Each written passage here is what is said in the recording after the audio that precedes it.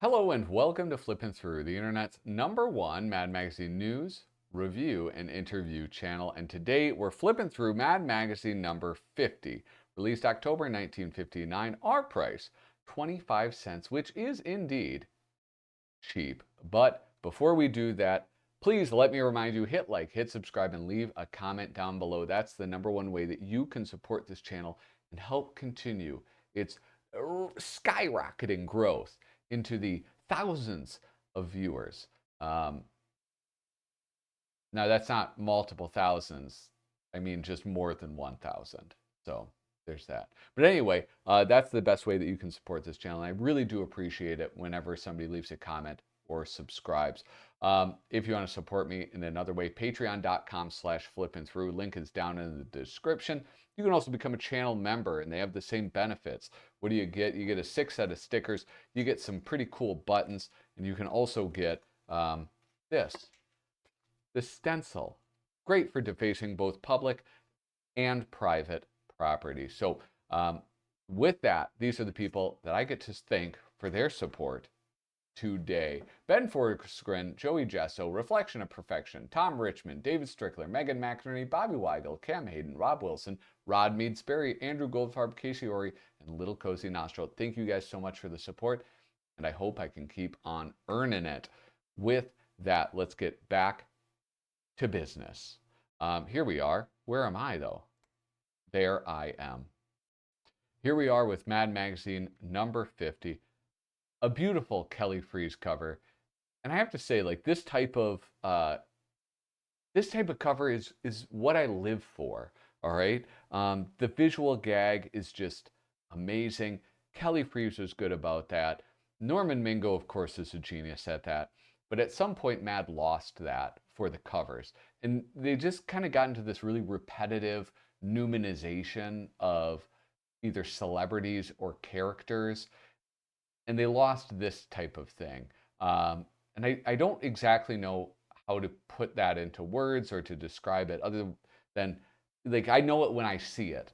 And I like this quite a bit. Here we have the painter, the sign painter, his rope snapped. He's fallen, his hat and his cigar is still suspended in the air. And he's fallen, as he's fallen, he's left a streak of red paint. And here we have the painted, presumably painted, Alfred E. Neuman watching him as he falls to his death, surely to his death. I just really like this quite a lot. You have the half paint. This is what else I really enjoy about it, is the Harvey Kurtzman Mad logo, half painted. That's, I don't know, just cool. It's a cool cover.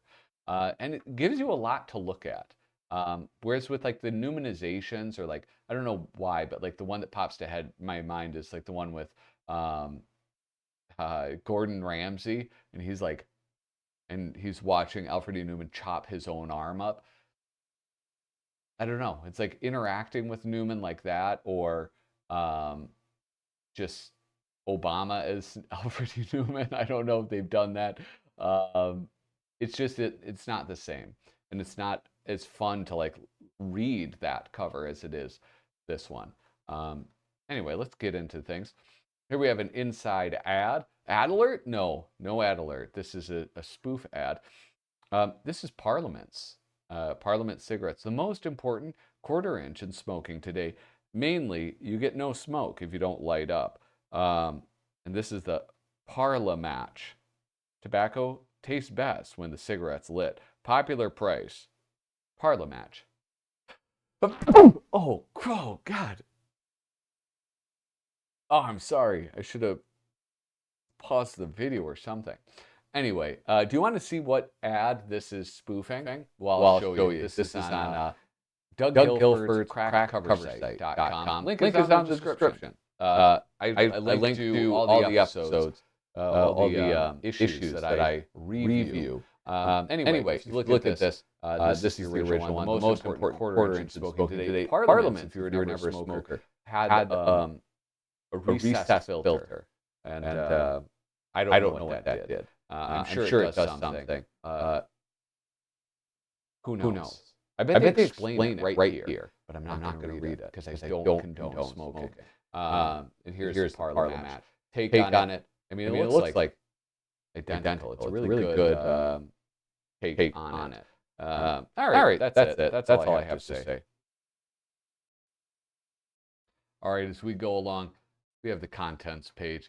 Going into the letters page, there's two things that I really liked about this. One, there's two letters that sort of stood out to me. This one right here is Ford with a Mercury Dash. You put a 1953 Mercury Dash panel in the car you tried to pass off as a Ford. What gives? Wally Wood, the artist who drew this story, is trying to find out what gives, and he's looking for the guy who sold him the car, Ed. An apology. Your magazine is a necessary thing at a time when everything is a sacred cow. Keep up the good work. I enjoy every page, except this is not a crackpot criticism. The recent cartoons by Don Martin I found The Cavemen and The Old Salt offensive. Paul Lippman, New York. There's like three types of letters that you see. One is the people who are in on the joke, people who aren't in on the joke and are actually offended by something, and then sort of like the thing where it's just like kissing the ass of the people making the magazine. That's my least favorite ones. My favorite ones are people who are actually upset, or people like this who are just very, very funny and are in on the joke, and it's great. The letters page, I think not everybody reads it apparently. The letters page is the most important page in a Mad magazine. I don't know if you guys were aware of that, but it's absolutely the case. Now, something on here, spot that plug.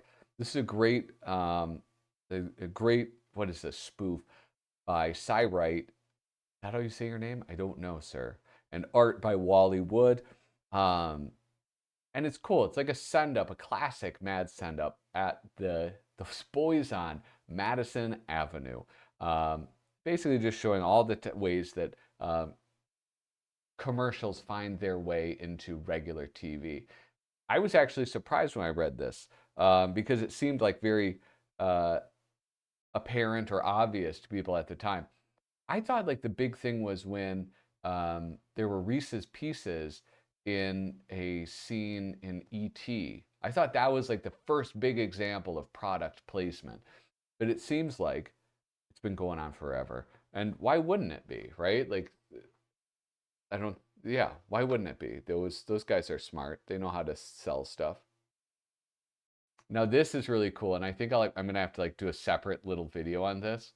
The marginals, right? Marginalia. We have this guy. Hi, my name is Marvin.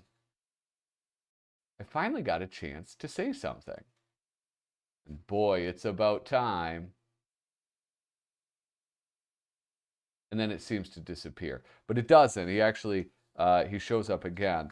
And he shows up in, I've been saying things around here for years. Brilliant things. Only nobody ever listens to me. It goes on, and he appears in different parts on the page.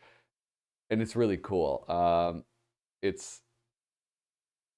don't know. I'm going to do another little video about it. I think it's a fun little thing that I'd never seen before. This is my first time reading this issue.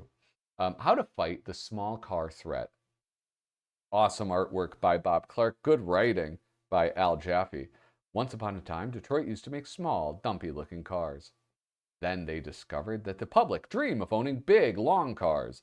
So Madison Avenue boys photographed the small, dumpy-looking cars and stretched the pictures to make them look like big, long cars. And then Detroit began to lengthen its small, dumpy-looking cars till they eventually caught up to their Madison Avenue photographs. And look at all of this like expressive drawing by Bob Clark. It's beautiful, beautiful stuff. Now they've discovered the public dreams of owning small cars. So here's our advice. Reverse the whole process, take photographs of today's big cars, and squash the pictures to make them look like those small cars. You'll love the luxurious new compact little Cadillac, notoriously large car. Cadillac did make quite a small car. It was like the Cimarron or something, and it was a disaster. They made, I think, two. They also made like a budget car, like a little four-door that was just garbage in the 90s. I think it was in the 90s. Anyway, here's NBC plays CBS in the TV Baseball League. I don't know. Look at, you have like Alan Sherman and Groucho Marx and a bunch of other people I don't know, and I don't understand why they're playing baseball. I guess maybe Jack Parr is there. I got to pass by on that one, guys. Sorry. My apologies to you all. Every now and then we read about some well-meaning group burying a time capsule in the ground. poor, poor reading right there. This capsule is always crammed with all sorts of dandy things that represent our modern world. The idea being that when future generations dig it up, they'll know just how wonderful we were. And we say this is ridiculous. We say if you're going to bury things, bury the things that should be buried, and then make sure they're left buried. Mainly, there are plenty of things in our modern world that we could do happily without. Like, for instance, the things we could get rid of once and for all in the Mad Time capsule. Wally Wood and Cy Wright doing some great work again. Look at this. Now, I would suggest, I'm not going to read all of this, so feel free to hit pause and check it out. But look at those illustrations. One, the actual capsule, and then two, what is around the capsule. It's amazing. I absolutely love this. Now, one of the most interesting things about this is Mad had all sorts of imitators throughout the years, and Mad didn't really address the imitators. This is the only one, the only time that I know of, perhaps there are more, that they did. And here you have Sick magazine. It's like a whole box of Sick magazines right in there. And I thought that was incredibly interesting because I think Mad had generally had the idea that, like, well, if you just don't give them the space in your own magazine, like, the problem will go away. And it did go away. So that was the right method for, I think, all of them. They all eventually went away. The Nearsighted Man and the Telephone. You can read that on your own. I feel silly reading a comic without words. I do love this. He does this a few times in this issue where he draws somebody like shaking, and this one looks cool. The other one, it looks so cool, it's downright freaky. Really and truly freaky. Where songwriters get their inspirations. I mean, I don't know any of these songs. So I'm actually going to say kudos to you, artist and writer, but I'm going to move on. Now, this is, I don't know. I'm sure like this will be, for somebody maybe who was around during the time, this will make more sense to them. But, you know, I don't know. They permit the use of, several months ago, the powers that be in advertising decided to permit the use of women in whiskey ads. It'll go slow, but here you go. First, it's like a woman passed out beneath the table. Then you have like, no, she's doing a little prohibition right there. Then you have Lady Godiva coming through with some whiskey. What else? I don't know. I think not a lot of flattering images of women in this one. Got that one. That one's pretty cool. Anyway, this was, I don't really have much commentary on that one, but this one absolutely. I don't know if this is like what this is, how many movies this applies to. Reminded me of like Singing in the Rain, right? Except this one, she's sick. So this woman's sick, and they bring the doctor in, and oh, she's too sick. It's about to be showtime. So he goes and finds the chorus girls.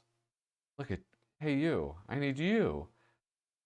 Oh, she's on stage and she's acting, and she has her big moment, and oh, she stinks. Everybody hates her. this is, I would say, sometimes I wouldn't like say bad mouth, but I feel like Joe Orlando, his best work was in other EC books, like the comics especially. He's a very talented artist, and a lot of his stuff in Mad, in comparison to that, just isn't as good. So I like this because this is really, I like it quite a lot, to be honest. And here we go, the pièce de résistance, Mad playgrounds that prepare kids for adult life. The trouble with kids today is that they get the wrong concept of what life's all about. They think life is all play and the world is just one big playground. We figure they get this idea from the very playgrounds they play in, because today's playgrounds are built for fun and they don't prepare kids for the miserable adult life they face. Therefore, we at MAD have designed the following playground equipment to prepare kids for adult life. Mainly, now they can be just as miserable as we adults are, suffering in MAD playgrounds to prepare kids for adult life. This is Dave Berg, my hero. First off, check out this lettering, Mad, with all the children playing upon it. And then you have the playground made of pipes. And look at all those little fittings there. Ah, look at that. How amazing. It's so great. Here we have the showy pyramid teaches kids the art of social climbing. I don't know, I just love this. It's almost like it's like a little bit of Bill Keane. It's a little bit of, I don't know what else you would describe, how else you would describe this other stuff. For any, listen, compare any of these illustrations to what he was putting out in Lighter Side of. It's not as good, okay? This is so much better. The socially acceptable merry-go-round prepares kids to be good conformists. The constantly out-of-reach swing teaches kids to face life's frustrations. I mean, look at this.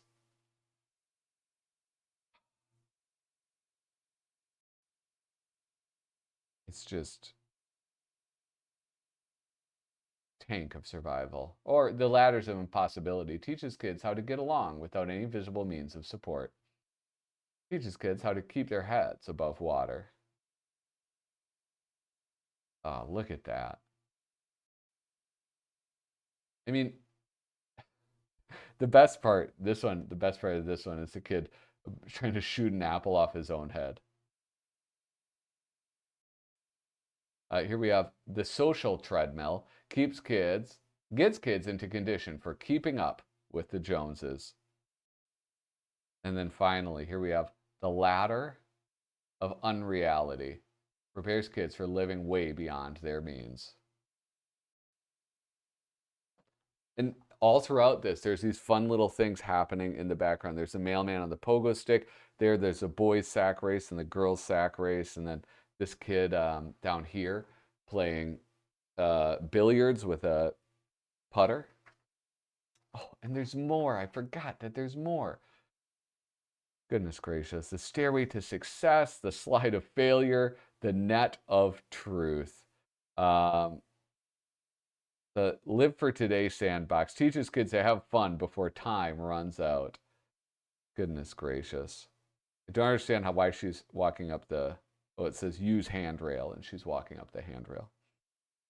The bar of morality trains kids to walk the straight and narrow, and the rings of inflation teaches kids the art of stretching a dollar. Oh, Dave Berg, that old Dave Berg stuff is just, I don't know. It's just perfect. Here we have what our teenagers really think about. Most adults assume that all teenage girls ever think about, is boys. This is not true. And then the same thing for the boy over here thinking about girls. Bob Clark is doing the art story by Dave Berg. Segregation. Okay, actually, teenage girls and boys think about important things like national, international, scientific, and cultural problems of today, such as segregation. I'm just going to focus on the girl for these. because it's the same joke, just so you know. A teenage girl thinks about segregation in schools, for it's no fun in classes where boys and girls are separated. Automation. A teenage girl worries about automation because she would hate to see somebody invent a machine to replace a boy. Electronics. A teenage girl is interested in electronics because where else but on TV can she see all those cute boy singers? The atomic bomb. A teenage girl is concerned about the atomic bomb as a weapon of destruction since it could wipe out all the boys. And, so on and so forth. It is pretty fun to see how they think about those things, even though you know what the punchline is every single time. Here we have TV ads we'd like to see. I'm going to skip that one. Blue Confessions. This is interesting. It's like the old pulp stories, and where it makes it seem much more lewd, or I don't know, I guess blue than it ends up being. I couldn't live without him. He had the only key to our apartment. He proposed to me in a garage, so I couldn't back out. My lawyer tried to break my will. Luckily, a witness happened by. I discovered him with another woman. It turned out to be his wife. How can I tell my teenage daughter when I don't even know myself? And then all throughout this, you have these wonderful paintings. Who did this artwork? Who did this? Who's it? Wally Wood. I had a feeling, and I was right. I should have guessed it. He forced me to live in shame. This is where you get. I will always love Sydney, even after what he made me do. And maybe someday my love for him will let me forget and forgive. But for now, not when the memory is so vivid, so awful. The memory of those horrible days when Sydney forced me to live in shame. Because Shame, Mississippi is the one town I can't stand. There's a glue factory down by the river, and the Moxie bottling plant over on the north side. I married beneath my station, the train station. But here we have practical greeting cards. Is this, who is this, Woodbridge? Yes, George Woodbridge. That's what tipped me off right there. I don't know why, but that illustration tipped me off. And Frank Jacobs doing the poetry. A greeting card from someone who is sick. Today, upon awakening, I found I'd caught a bug, and now they've got me taking a brand new wonder drug. Although I feel unpleasant, the doc says it won't last, so hurry, send a present. I'm getting well too fast. It's almost that time of the year. Look at this illustration. Look in the mirror. This is so good. Our silver anniversary is coming up this year, the day that means oh so much to me. So please remember, dear, a silver brooch or clip, my pet, would be so nice from you. And while you're at it, don't forget my alimony, too. From a graduate. From a birthday boy. Oh, I'm going to use this on my birthday. Somebody miss a birthday? I had a birthday recently. My shirts are 1533. I guess you must have missed the date. My sport coat is size 38. I looked for you. You weren't there. A sweater gets a lot of wear. I'd really love to hear from you. A fountain pen is useful too. We're all moved in. Oh, how about this? From a new baby. Guggle guggle uggle awk. Please forgive this baby talk. Goo goo guabba wigga wold. Tomorrow I'll be 3 weeks old. Wum gaga blibble blib. I have no blanket for my crib. Iggle uck ba ba goo. I am a boy, so make it blue. Now that's kind of cute.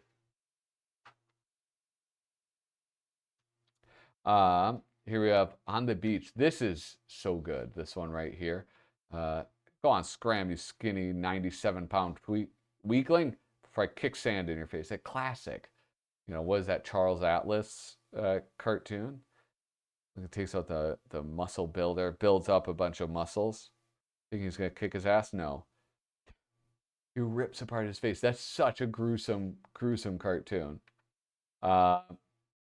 Don't have time for this. I apologize. The Big House Beacon. Look at this more Joe Orlando stuff. That's really, really good. My God. Yeah. All right. Well, how about this? The new chair. This is the last thing that I wanted to talk about. And this is the one where it's like the shakiness is just so freaky. The new da da do. You read this. I'm not going to read this. I mean, my goodness, how cool is that? How he's done the face and everything. I love that. I absolutely love that. Here we have another house ad, or the other one wasn't a house ad. That was a fake Parliament ad for the Mad T-shirts and straight jackets. Boy, I wish I could get one of those. And then a fake automobile commercial. You guys, this has been Mad Magazine number 50. Um, Remember, please hit like, hit subscribe, and leave a comment down below. That's the best way that you can support this channel. Thank you so much for watching. Toodaloo.